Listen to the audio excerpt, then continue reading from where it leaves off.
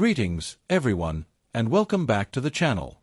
If this is your first time here, don't forget to hit that subscribe button, tap the notification bell, and stay locked in as we break down stories that matter, not just to the continent, but to humanity as a whole. Today, we bring you a deeply emotional and high-stakes story from the heart of the Middle East that has sent waves of hope, fear, and reflection across Kenya, the African diaspora, and the international community.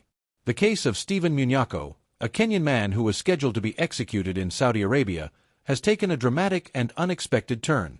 The execution has been temporarily halted, giving his loved ones and advocates a sliver of hope in an otherwise harrowing situation. Stephen Munyakho's name has been circulating widely over the past few weeks. For many, he's no longer just a stranger in a foreign land. He's a symbol of the struggles, dangers, and emotional toll many migrant workers face in Gulf countries. His story represents not just one man's fate, but the broader challenges faced by thousands of Africans working in the Middle East under circumstances that are often marked by abuse, legal uncertainty, and fear. Munyakho had been found guilty of a capital crime in Saudi Arabia, charges which, according to reports, stemmed from a violent altercation that led to a fatality.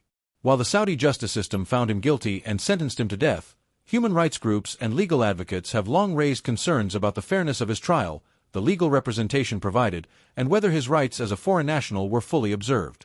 The news of his scheduled execution spread like wildfire, prompting public outcry from human rights organizations, members of the Kenyan government, and citizens across the globe. Campaigns were launched, vigils were held, and diplomatic channels were put under pressure. The outcry was not just about one man's life, but about justice, fairness, and humanity.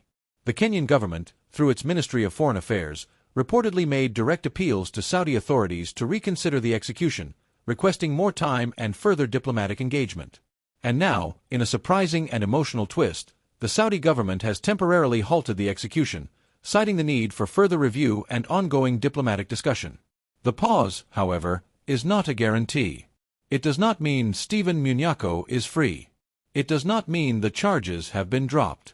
What it means is that the door has been left slightly ajar for legal reconsideration, for negotiation, and potentially for forgiveness through the Islamic tradition of diya, or blood money, which allows the family of a victim to pardon the offender in exchange for compensation. Whether this avenue will be pursued or succeed remains to be seen, but for now, Munyakho has been spared the most irreversible sentence, death. This moment brings up larger questions about the treatment of foreign workers in the Gulf region. Thousands of Kenyan and African workers continue to seek employment in Saudi Arabia and other Middle Eastern countries, driven by poverty, unemployment, and lack of opportunity at home. And while many find work and send money back to their families, countless others encounter abuse, lack of legal protection, and a justice system that doesn't always operate with transparency. Stephen Munyakho's case is a painful reminder of the risks migrants take and the urgent need for stronger bilateral protections. This is also a wake-up call for African governments. It highlights the critical role of consular support, legal advocacy, and government accountability. How far are our leaders willing to go to defend the rights of their citizens abroad? How robust are the diplomatic ties that protect the vulnerable?